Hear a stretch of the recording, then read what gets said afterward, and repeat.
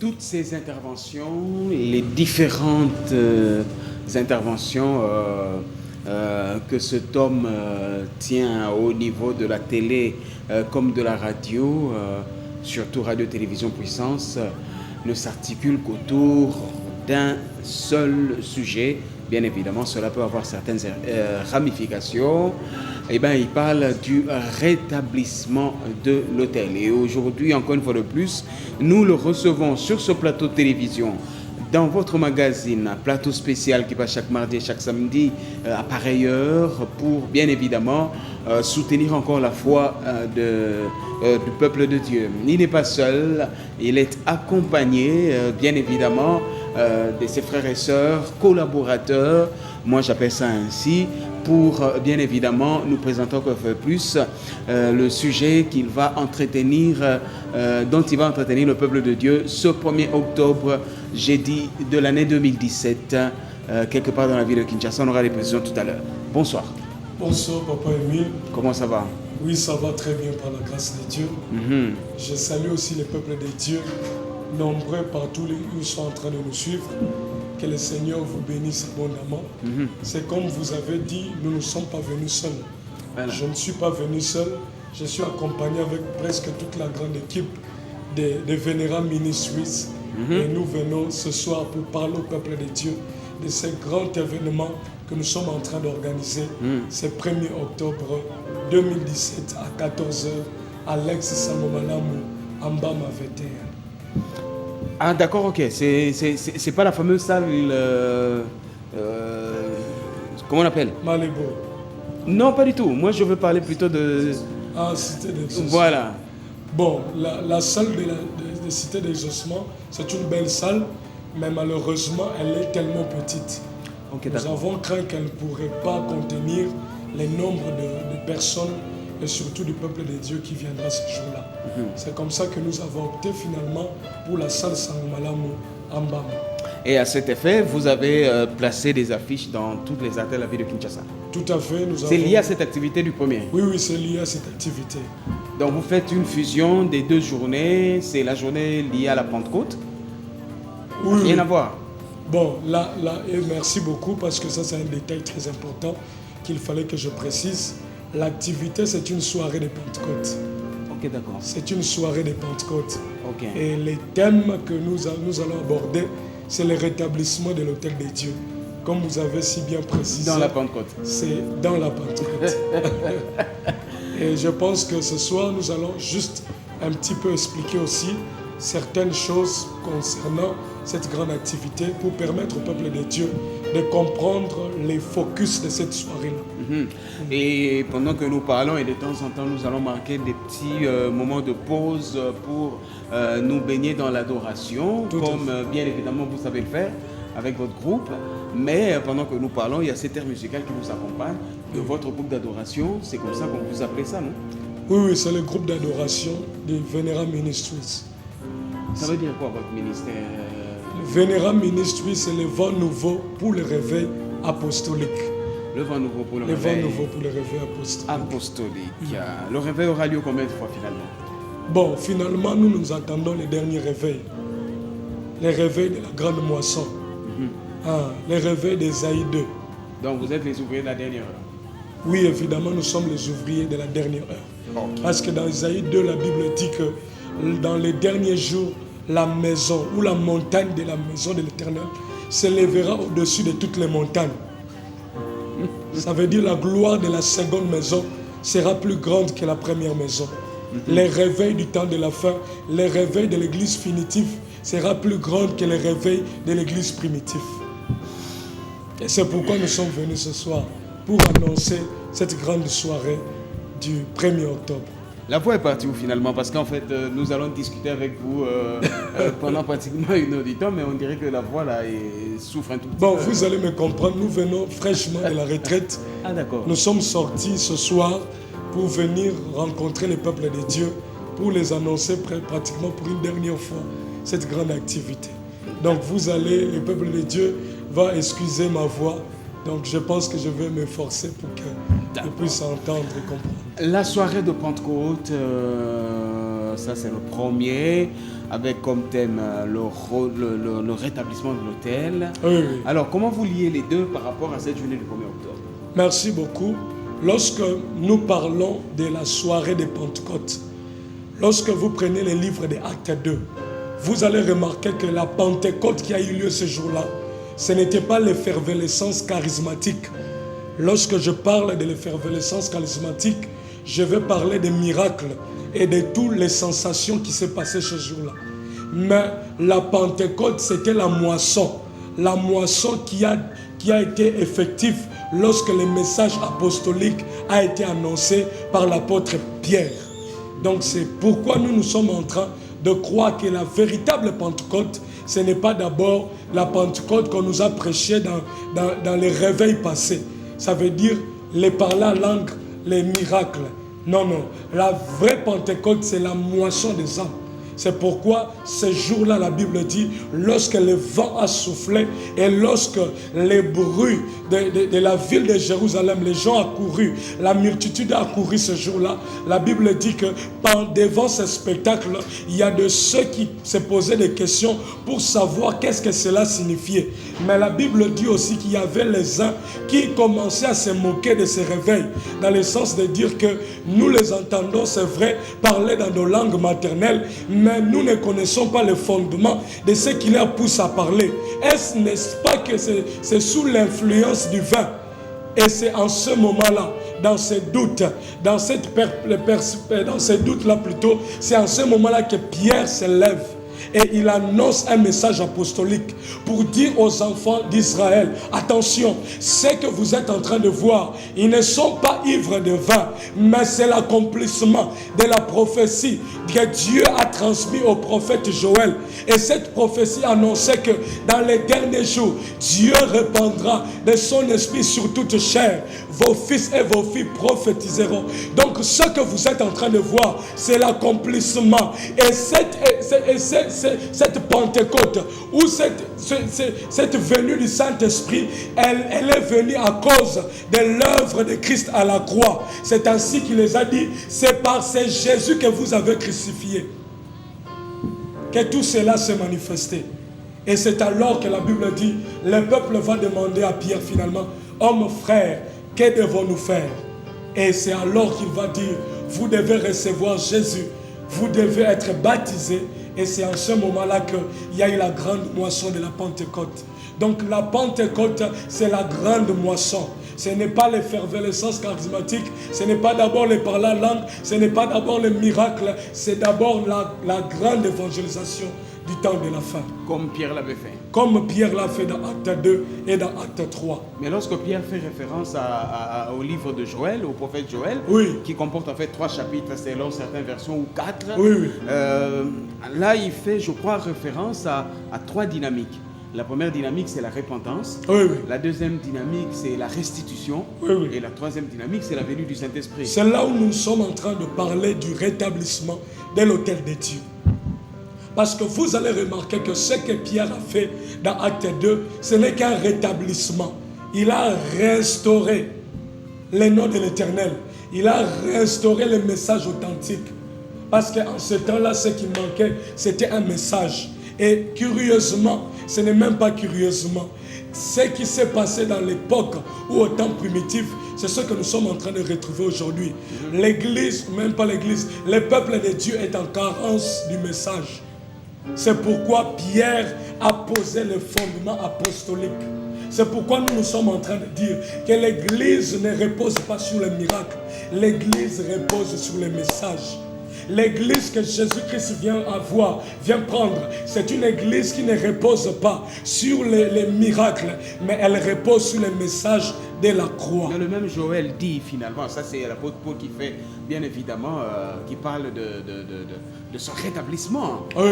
Et l'apôtre Pierre fait bien évidemment référence. Oui. Je crois que c'est dans Joël chapitre 3 verset 9 ou... Joël 2, 28. Non, 3, 9. 3, 9. Moi je parle plutôt du 3, 9. Tout à fait. Où finalement le prophète dit... comment on appelle, réveiller les héros, préparer la guerre, réveiller les héros. Tout à fait. Finalement. Bon, Papa Emile, vous devez savoir ceci, c'est que l'Ancien Testament, c'est l'ombre des choses à venir. Tout l'Ancien Testament a annoncé qu'une seule personne, Jésus-Christ. Voyez-vous, tout l'Ancien Testament a dirigé la pensée de ses lecteurs sur une seule personne, Jésus-Christ. C'est ainsi que Pierre dans Acte 2 finalement va faire comprendre aux enfants d'Israël que Joël 2, Joël 2 parlait de Jésus. Joël 2 annonçait l'Esprit. Et cet Esprit, c'est l'Esprit de Jésus-Christ. C'est même Jésus que vous avez crucifié. C'est même Jésus que vous avez refusé au détriment, au profit plutôt de Barnabas, Barabbas. C'est ce Jésus-là qui aujourd'hui accomplit cette prophétie de Joël. La venue du Saint-Esprit. La venue du Saint-Esprit. Je pense que la question que vous êtes en train de me poser susciterait une autre émission où nous allons maintenant décortiquer prophétiquement ce que Joël disait dans Joël 3:9 et finalement aussi décortiquer ce que Pierre est en train de dire. Mais ce soir, je pense que nous sommes venus pour parler au peuple de Dieu de cette grande activité que nous sommes en train de préparer. Le 1er octobre. Le 1er octobre. Là, vous êtes dans la salle Mbama. Nous sommes dans la salle Mbama. Aujourd'hui, on appelle le Centre universitaire de missiologie. Okay. C'est sous l'avenue Mbama, numéro 21. La référence, c'est l'école La Borne.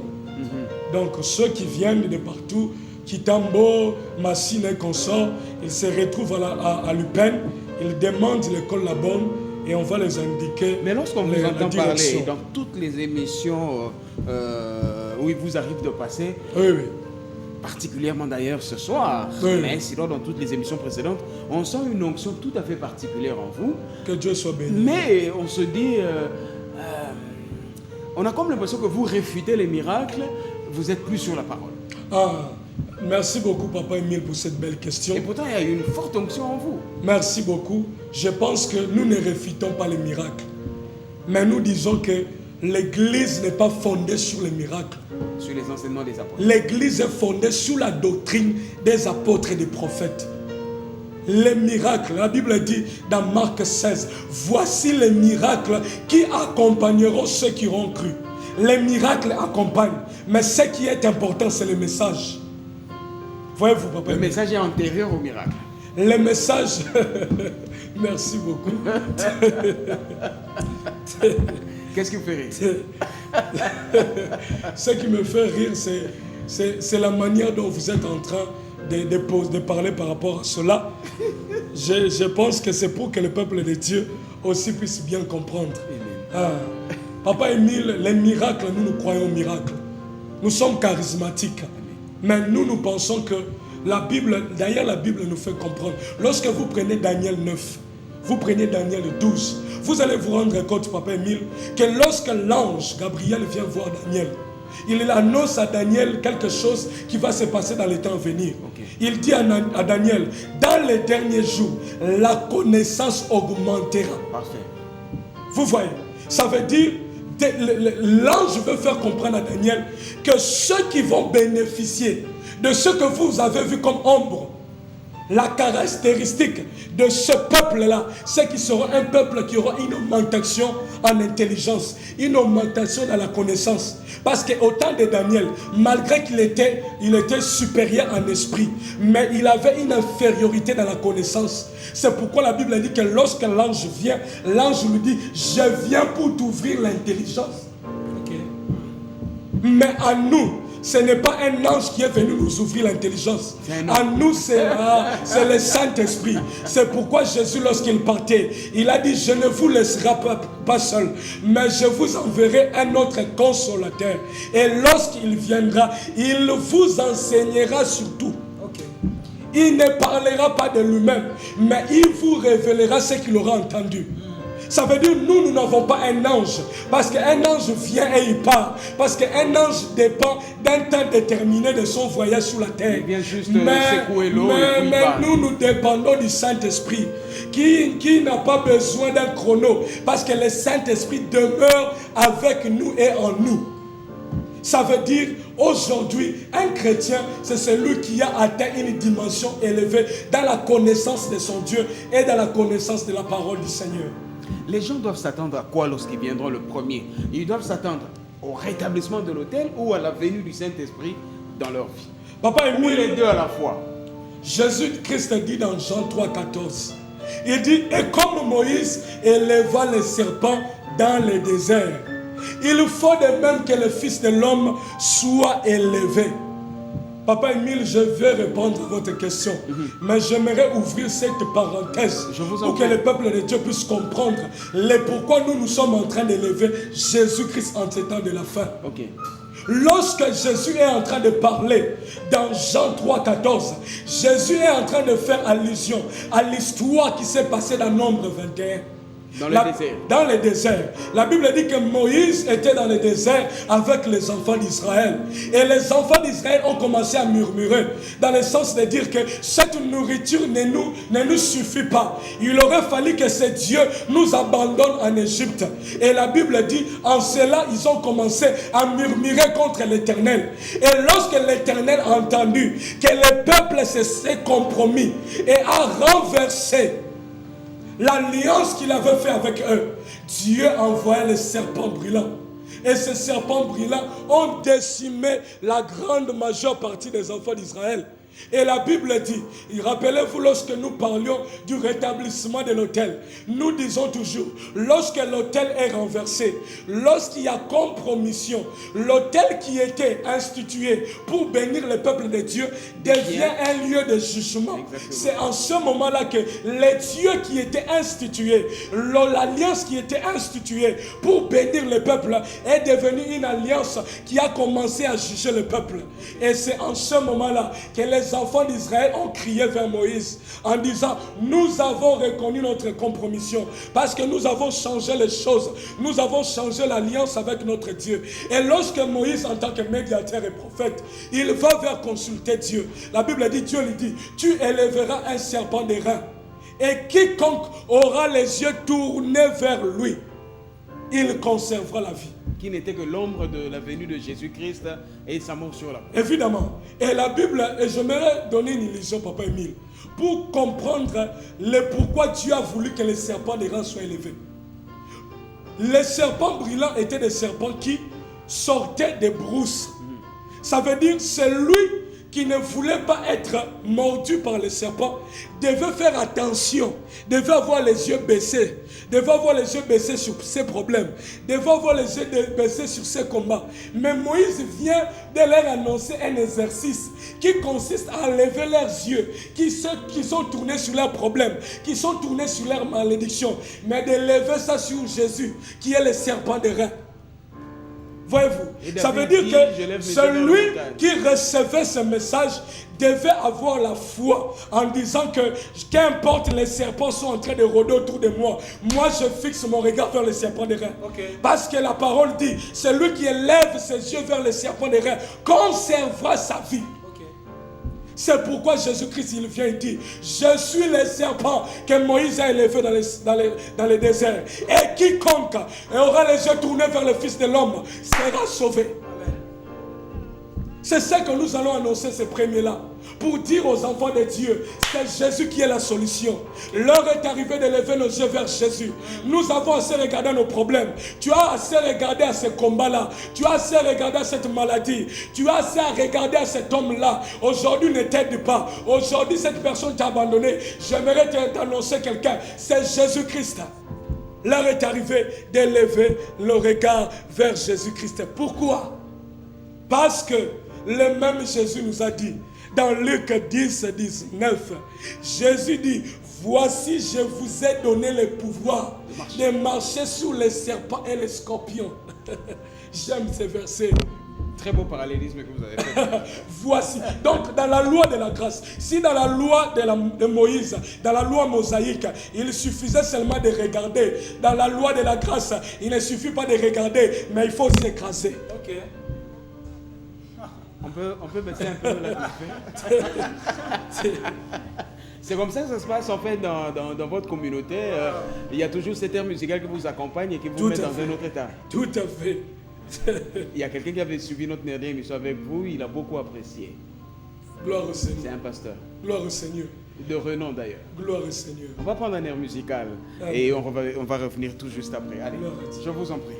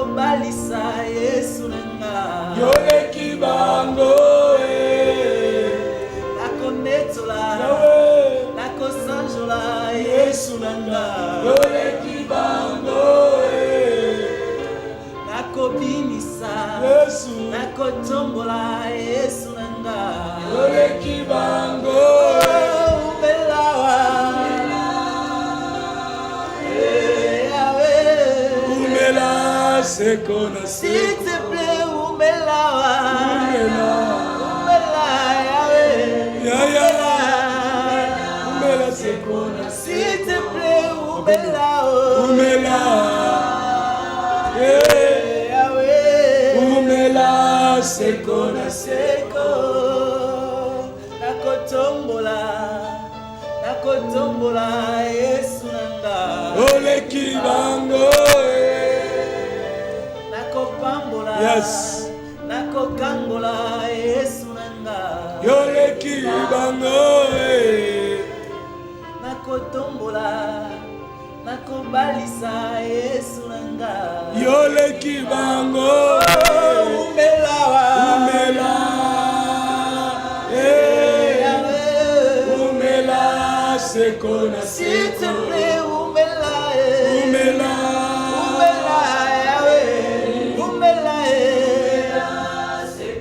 sisotolobi umelawa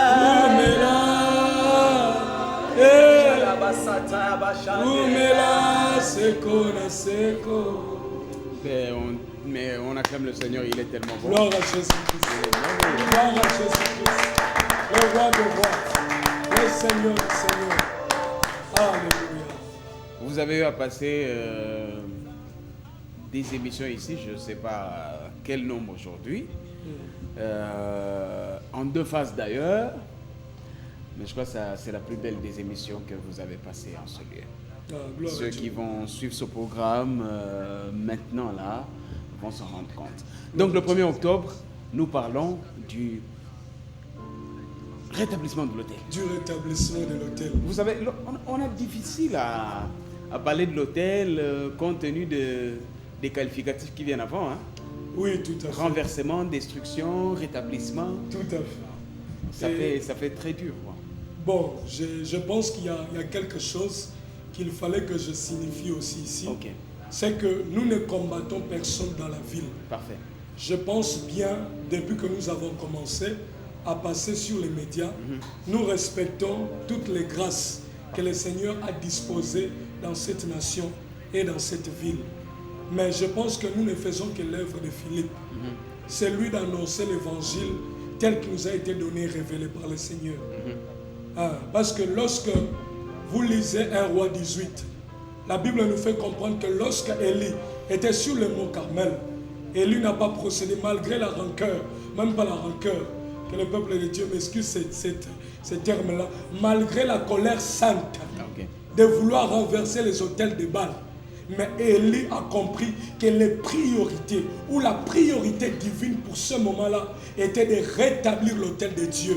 Parce que la mission qui lui était assignée, et la mission était attachée à l'autel, c'est lui de ramener le cœur de fils vers le Père. Et le cœur de fils vers le Père ne devait retourner que lorsque l'autel de Dieu était rétabli.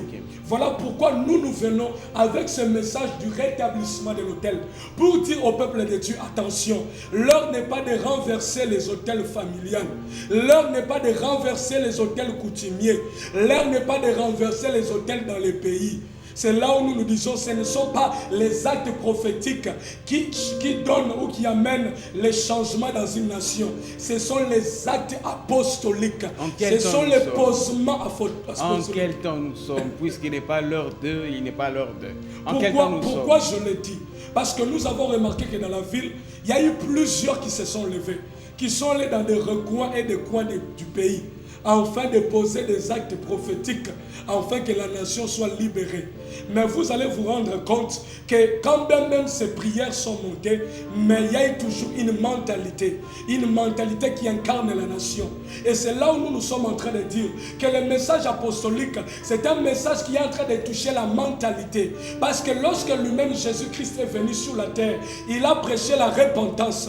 Et la repentance, c'est le métanoïa, c'est le changement de mentalité, c'est le changement d'attitude. Il a dit au peuple, vous devez vous repentir. Ça veut dire quitter de cette mentalité inférieure, de cette mentalité idolâtre, et maintenant entrer dans une nouvelle mentalité, la mentalité du royaume de Dieu. Voilà pourquoi nous parlons du message de l'autel de Dieu comme étant le message qui est en train de faire comprendre au peuple que le message authentique qui est en train de télécharger la mentalité du royaume de Dieu, c'est le message de la croix.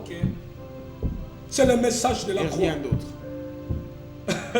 Mais qu'est-ce qui s'est passé avec Gédéon finalement? Dans Gédéon, on peut prendre à partir du chapitre 6, 7 ou 8, où finalement il va jusqu'à renverser les autels de son père. J'aime beaucoup l'exemple que vous venez de donner.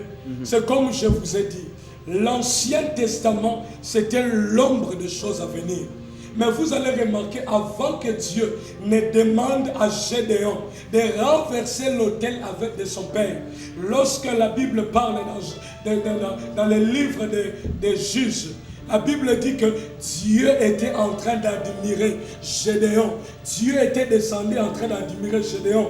Pourquoi Dieu admirait Gédéon? Parce qu'en ce moment-là, lorsque la plus grande partie des enfants d'Israël étaient en train de fuir dans des ravins, dans des cavernes, afin de fuir la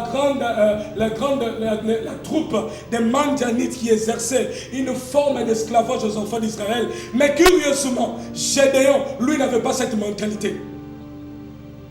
Gédéon restait. Il était en train de battre les froment. Alors que les autres ont fui, Gédéon restait devant Dieu, en train de battre les froment. Dieu est venu chercher Gédéon parce que Gédéon avait une autre mentalité. C'est pourquoi nous sommes en train de dire, si au temps de Gédéon, Dieu a retrouvé Gédéon avec une mentalité, en ce temps ici, ce qui nous amène à introniser la mentalité du royaume de Dieu dans nos vies, c'est le message de la croix.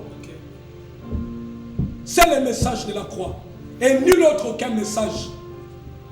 Si ce n'est que le message de la croix. Si ce n'est que le message de la croix. Voilà pourquoi Papa Émile, la Bible dit, Dieu est en train de dire à Élie, il dit à Élie, voici je me suis réservé 7000 qui n'ont pas fléchi les genoux. Or la mission de 7000 qui n'ont pas fléchi les genoux, c'est de relever les genoux de ceux qui ont fléchi. Ok. Mais tout cela n'était que l'ombre des choses à venir. Tout cela était l'ombre des choses à venir. Et l'ombre des choses à venir s'est accomplie dans Acte 2. Là où il y avait des hommes, la Bible dit, Jésus les a apparus à plus de 500. Les annonçant, les exhortant à rester à Jérusalem, attendant le Saint-Esprit qui devait leur inculquer la mentalité du royaume de Dieu. Mais ce jour-là, seulement 120 sont restés dans la chambre haute et ont entendu que le Saint-Esprit descende afin de télécharger la mentalité de Dieu. C'est ce qui a fait que c'est Pierre qui a régné Jésus hier. C'est Pierre qui a coupé l'oreille de Matthias. S'est levé maintenant avec un message puissant, sans un micro, sans un parlophone, et il a annoncé l'évangile, et 3000 hommes ont été touchés, et ils sont entrés dans le royaume de Dieu. Parce qu'il y a une fête dans les cieux, c'est que lorsque un homme donne sa vie à Jésus-Christ, c'est comme ça, vous allez remarquer, dans Luc 10, lorsque les disciples, pendant le ministère de Jésus, sont venus vers Jésus en courant, en disant, Jésus, voilà nous avons guéri, voilà nous avons fait le miracle. Jésus dit, ne vous réjouissez pas de faire le miracle, parce que pendant que vous êtes en train de faire le service, je voyais le diable tomber, mais vous réjouissez-vous, parce que vos noms sont inscrits dans les livres de la vie. C'est là où je viens encore mettre des fondements pour dire l'église n'est pas bâtie sur le miracle, l'église est bâtie sur le message, parce que la foi vient de ce qu'on entend. On est sauvé parce qu'il y a les dépôts de la foi en nous. C'est pourquoi Jésus pouvait dire, lorsque je viendrai, trouverai-je encore la foi? Vous avez mangé du lion aujourd'hui, hein? Allez, l'apôtre Pierre, lorsqu'il parle de Jésus, il annonce Jésus-Christ, c'est vrai, et comme ça, il lui est arrivé de pouvoir parler également du Saint-Esprit. L'apôtre Pierre, quand il parle de Jésus, la croix, mais finalement, il glisse vers le Saint-Esprit. Lorsque j'ai pris ces deux exemples, comme ça à la sauvette, c'est pour vous dire que chaque fois qu'on parle du Saint-Esprit, il y a quelque chose qui se passe. Tout à fait. Ça veut dire, en bas, on doit aussi s'attendre à ça.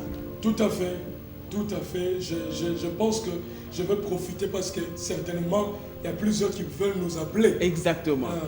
C'est les numéros avec lesquels vous pouvez nous joindre. C'est les 081 54 777 93. 081 54 777 93. De temps en temps, il faut donner ce numéro de téléphone. Donc en fait, il y a l'annonce de la parole qui se fera le premier. Oui.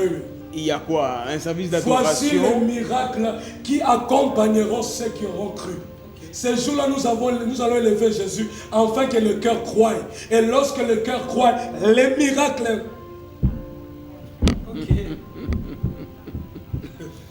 C'est parce que dans la chambre haute, ils ont cru que le vent soufflait. Les miracles accompagnent. Les miracles ne font qu'accompagner. C'est pourquoi je ne suis pas là pour parler de ceux qui m'accompagnent. Si je suis là pour parler de celui qui est devant moi. Mais en mathématiques, il est dit si A plus B égale C, donc déduction A égale C. Donc je peux simplement passer à la télé et dire Yaka Okomo Aloboko Nanzambe, Yaka Okobika, Bakoka Bokotelema et ainsi de suite. Papa, facile comme tout. Jésus-Christ A égale C. Jésus-Christ n'est pas d'abord mort pour solutionner nos problèmes physiques. Jésus-Christ est mort pour solutionner notre problème spirituel. Notre relation avec Dieu, qui est spirituelle, était rompue. Il a fallu maintenant que lui, Jésus-Christ, vienne comme un agneau immolé, afin de rétablir, de ne pas seulement rétablir, mais d'être lui-même le pont entre nous et Dieu. Okay.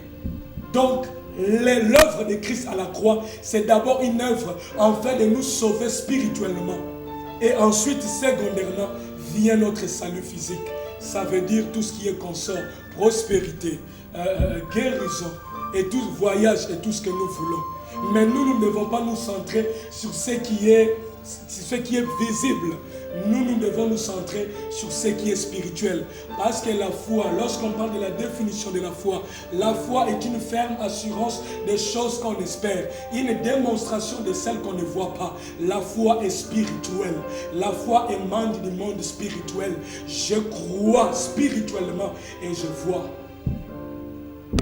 Donc les gens doivent venir, en fait, ceux qui sont dans le voisinage, bien évidemment. Dans le voisinage, comment papa? Pas ceux qui sont loin. Non, nous invitons tout le monde. Tu es partout, tu es en train de nous suivre. Tu es même dans un hôpital. Tu es un enfant qui est malade. Nous t'annonçons que Jésus-Christ a la solution et la guérison pour cet enfant-là. Nous te promettons que ce n'est pas nous qui allons guérir cet enfant, mais c'est l'homme de Galilée, l'homme que j'appelle l'homme solution, l'homme de la seconde chance. C'est lui qui va guérir ton enfant. Voilà pourquoi nous invitons tout le monde. Tu es estropié, tu as des difficultés dans la santé, tu as des problèmes dans le travail, tu as des problèmes de mariage, tu as je ne sais pas, tu as tous les problèmes que tu as. Jésus est la solution à ces problèmes-là. C'est pourquoi les premiers, nous t'invitons, ne manque pas. Donc ça commence à 14h, Papa Émile. À 14h déjà les choses démarrent. À 14h, c'est pourquoi nous demandons au peuple de Dieu de vraiment respecter le temps. 14h. À 14h. Là, vous êtes où finalement, l'adresse? L'adresse est sur Mbama, numéro 21, Binza Upen Ngaliema. Tu arrives à l'Upen, tu demandes l'école La Borne. Okay. Tu ne demandes pas l'église La Borne. L'église La Borne est loin, c'est vraiment très loin de l'école. Voilà, il y a vraiment une distance. Tu demandes l'école La Borne, on va t'indiquer. L'école La Borne se retrouve sur l'avenue, c'est toujours sur l'avenue Mbama. Okay. Tout au début. Tout au début. Mais Sangomalam se retrouve sur l'avenue Mbama numéro 21 bis. Mais ils peuvent toujours vous joindre au téléphone au cas où ils s'égarent. C'est pourquoi nous donnons les numéros, les 081 54 777 93. Je pense que papa va donner aussi son numéro. Ouais, mon numéro c'est 081 780 37 07. 081 780 37 07. Les frères Isaac aussi va donner les numéros. Mon numéro c'est le 097 25. Parlez fort, papa. Mon numéro c'est le 097 25 79 189. Je répète, 097 25 79 189. Ok, donc là vous sortez de la retraite par rapport à cette journée où vous êtes en pleine retraite. Oui, c'est par rapport à cette journée-là que nous sommes en retraite. Mais je ne vais pas monopoliser la parole. Je vous en prie. Il y a les frères qui vont parler aussi. Ok. Je pense qu'ils ont quelque chose aussi à dire. Allez, mon frère, tu te présentes d'abord et puis... Merci Papa Émile, moi c'est le frère bienvenu. Sois le bienvenu d'ailleurs. Merci. Moi je voulais rassurer le peuple de Dieu que ces jours-là qu'ils viennent parce qu'ils vont rencontrer Jésus-Christ de Nazareth. Et lorsqu'ils vont rencontrer Jésus, ils auront des solutions à leurs problèmes. Peut-être ils se disent à la maison, finalement, on ira là-bas seulement pour écouter la parole et rentrer. Non, non. Jésus-Christ, c'est une puissance qui libère. La Bible dit, vous connaîtrez la vérité vous rendra libre. C'est le Jésus que nous allons prêcher ces jours-là. Il est capable de délivrer la vie d'une personne.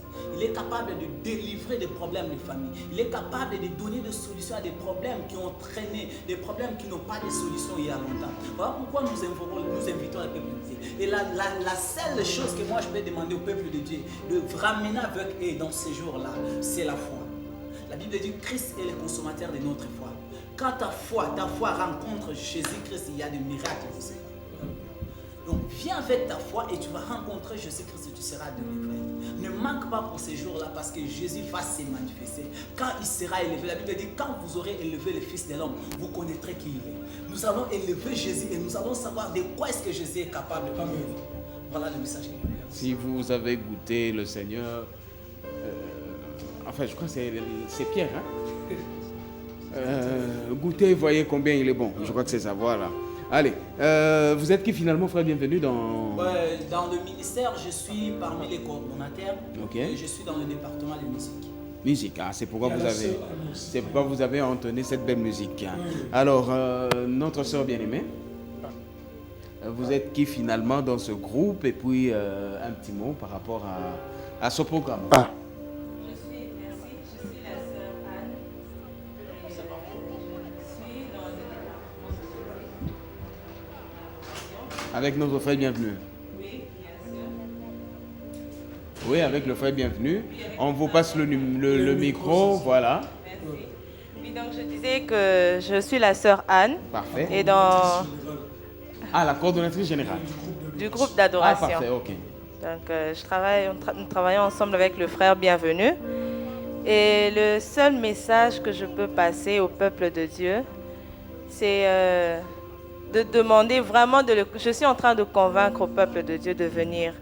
Ils ne seront pas déçus parce que le Jésus que nous sommes en train de vous présenter, c'est le Jésus qui est mort pour moi, c'est le Jésus qui est mort pour cette personne qui est en train de nous suivre. Donc, qu'il vienne tel qu'il est. Et ensemble, nous allons nous approcher du trône de la grâce. Et je crois que le Seigneur ressuscité ne laissera pas ainsi. Donc, venons vraiment nombreux, venons expérimenter la puissance de la croix comme nous l'avons dit dernièrement. Et le Seigneur vraiment sera à l'œuvre. Ça sera une très belle soirée, je peux vous assurer. Merci beaucoup, maman Anne, pour cette intervention et cette invitation d'ailleurs. Il y a une autre personne qui va intervenir? Oui, le frère. Ok. Oui, allons-y. Le frère? C'est le frère Grady. Frère Grady. Ok. Moi aussi, je voulais seulement encore inviter les gens à venir. Ça sera sur l'avenue Mbama numéro 21, référence l'école La Borne. Donc, venez nombreux, les seigneurs seront au rendez-vous. Merci. Merci beaucoup, frère Grady. Une autre intervention? Le dernier, le papa. Ok. Le frère Marcelin. Marcelin. Oui. C'est le frère Marcelin. Donc, j'invite le peuple de Dieu de venir à ce jour-là du 1er octobre. Et l'adresse, je pense que le frère Grady a dit, c'est sur l'avenue Mbama numéro 21, référence l'école La Borne. Donc, dès que vous arrivez à Lupin, vous demandez l'école La Borne et puis on va vous indiquer. Et dès que vous arrivez là, il y a l'avenue Mbama qui est à gauche, juste à gauche, vous demandez le numéro 21 bis. Et j'invite vraiment le peuple de Dieu de venir massivement ces jours-là. Nous invitons aussi les jeunes. Oui. Comme ça vous. concerne aussi les jeunes. Comme vous. Ça concerne aussi les parents. Parce qu'il y a une question liée également à cette jeunesse dont vous avez fait allusion. Donc c'est un peu ça. C'est un peu ça. Qu'ils viennent vraiment, ils vont expérimenter vraiment la puissance de Dieu. Amen. Merci. Vous gardez le micro parce que tout à l'heure on va encore chanter. Ça va vous servir derrière. Oui, vous saviez que j'allais arriver, c'est comme ça. Lorsqu'il y a une personne qui fait la rencontre avec Jésus-Christ, il a une histoire. Tout à fait. Comme dans le monde professionnel, vous avez un cursus. Tout à fait. Vous avez rencontré le Seigneur. Et nos bien-aimés vous suivent dans ce ministère. Tout à fait. Vous avez fait une rencontre. Et vous avez une expérience. Vous avez une histoire. Effectivement, papa. En une minute. En une minute, je pense que j'ai rencontré le Seigneur Jésus j'étais vraiment très jeune. Ok. J'avais 13 ans. J'avais 13 ans. Vous voyez, à cet âge-là, l'on ne conçoit pas tellement la grandeur de Dieu. J'avais reçu le Seigneur Jésus dans ma vie, mais je ne le connaissais pas profondément. Et seulement ma connaissance de lui s'est accrue lorsque, pendant un temps, c'est-à-dire l'adolescence, dans cette tranche d'âge, effectivement, il y a toujours un laisser-aller. Et pendant ce laisser-aller-là, curieusement, un jour comme ça, je me suis assis. J'étais assis dans notre parcelle.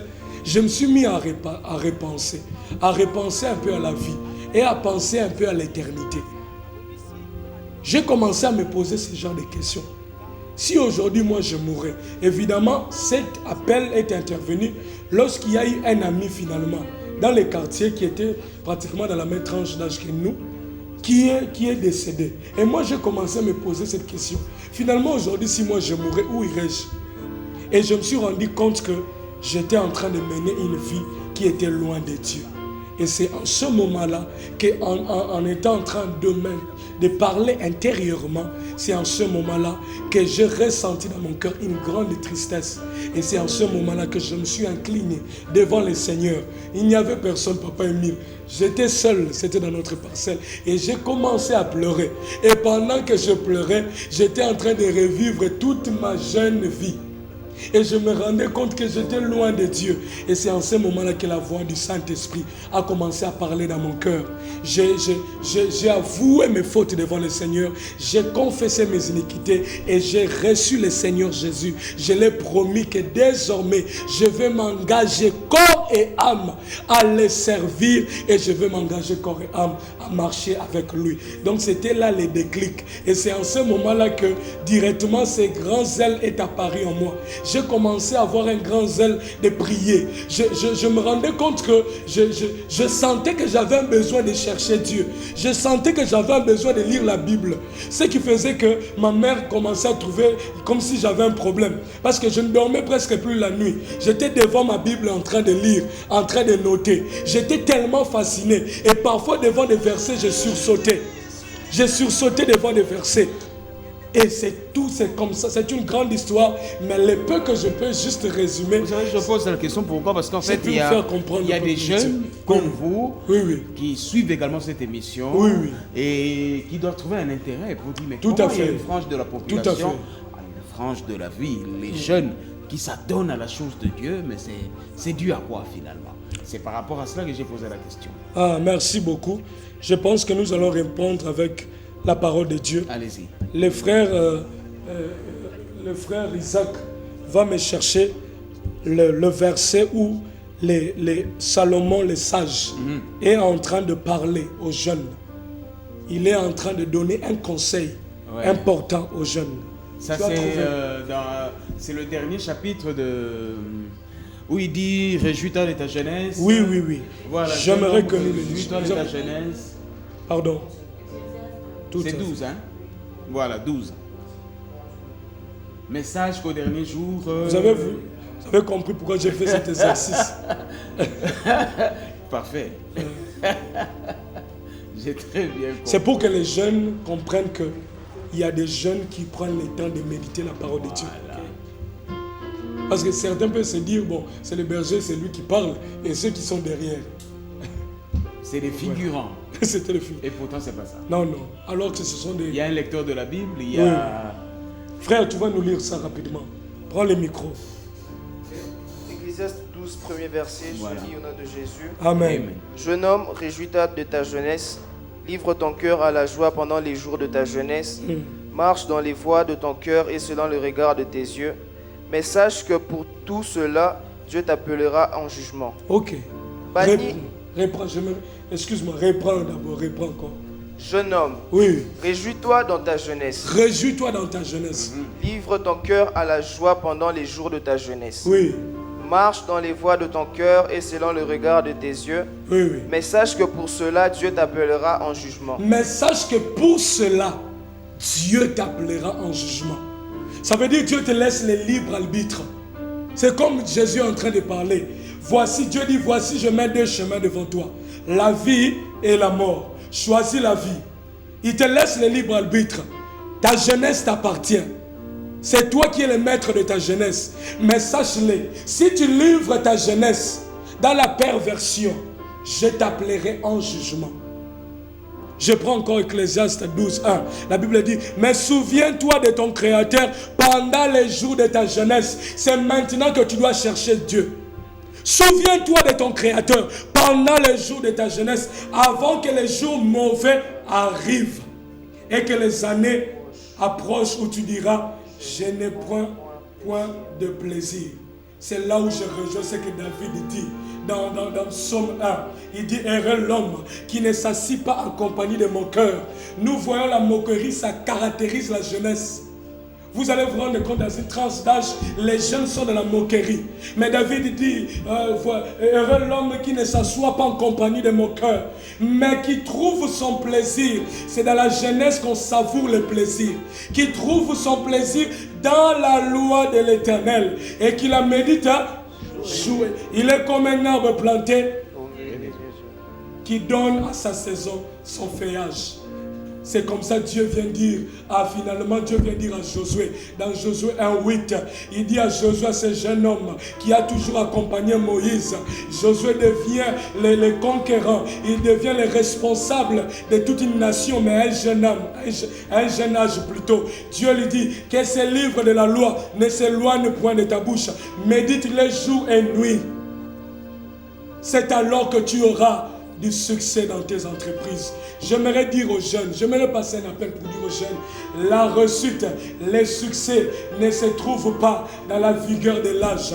La réussite et le succès se trouvent entre les mains de l'Éternel, se retrouvent entre la parole de Dieu. J'appelle à un jeune, tu es en train de m'écouter. Certainement, il y a plusieurs qui sont aujourd'hui bloqués parce que le diable est en train de travailler, de culpabiliser plusieurs. Ils ont commis des péchés, ils se retrouvent bloqués dans des péchés. Il y a plusieurs qui m'entendent. Tu te retrouves dans la masturbation, tu te retrouves dans la pornographie, tu te retrouves dans l'impudicité, tu te retrouves dans l'ivrognerie, tu te sens bloqué, tu as prié, tu as confessé, mais rien ne va. J'aimerais te dire que Christ ne te condamne pas. Si ton âme, ta conscience te condamne, cette conscience ne vient pas de Dieu, parce que Christ a les mains tendues vers toi. Tu es comme ce jeune qui était un jeune prodigue. Il a demandé la richesse à son père, mais lorsqu'il a dilapidé toute cette richesse, la Bible dit, il s'est souvenu que dans la maison de mon père, même les serviteurs mangent à sa sieste. C'est lorsqu'il a commencé à manger avec les porcs, il s'est rendu compte qu'il vivait une vie de porc. Mais il s'est souvenu. C'est là où, papa, la délivrance est d'abord un état mental. La délivrance, ce n'est pas d'abord ce que nous voyons.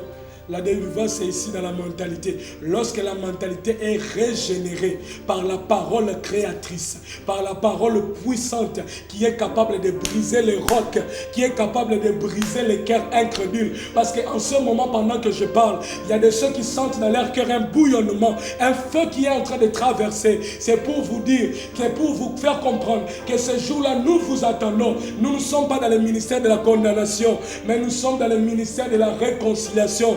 Or, 2 Corinthiens 3 dit, si le ministère de la condamnation était glorieux, à combien plus forte raison le ministère de l'esprit ne sera-t-il pas plus glorieux?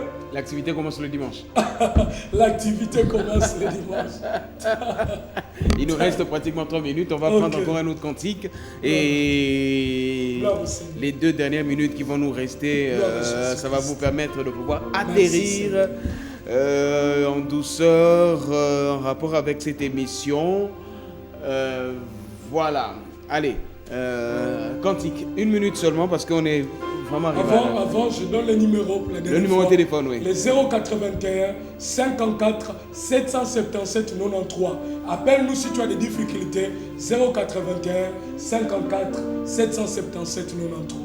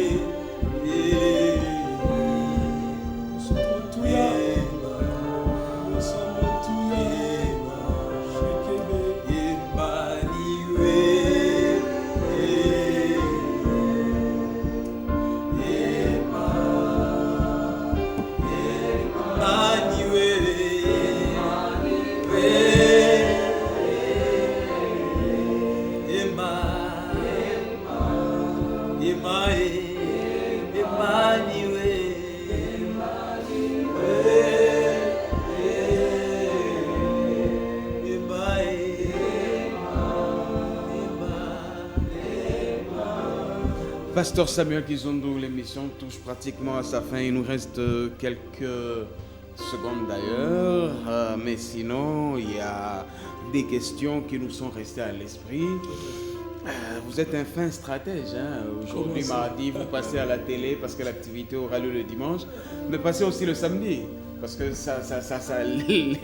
l'activité, c'est le dimanche. D'accord, papa. Nous allons repasser alors. Allez. Merci beaucoup. Merci, maman Anne. Bienvenue. Grady, il est quelque part. Voilà. Grady, attendez, non, Marcelin. Il ne faut pas dire le Marcelin. Et nous saluons aussi le cordon Igma Dadi. Qui est derrière la caméra. Qui est derrière la caméra. Nous saluons aussi le cordon exaucé à Kessa. Ok. Que nous saluons là aussi. Le cordon derrière la caméra qui nous a amené le micro. Tout à fait. Voilà. Allez, c'est moi qui vous remercie. Dernier mot, numéro de téléphone. Invitation. Le dernier mot, c'est cette grande invitation que nous lançons au peuple de Dieu. C'est une soirée de Pentecôte. Le thème, c'est le rétablissement de l'autel de Dieu. Ça va commencer à 14h. L'adresse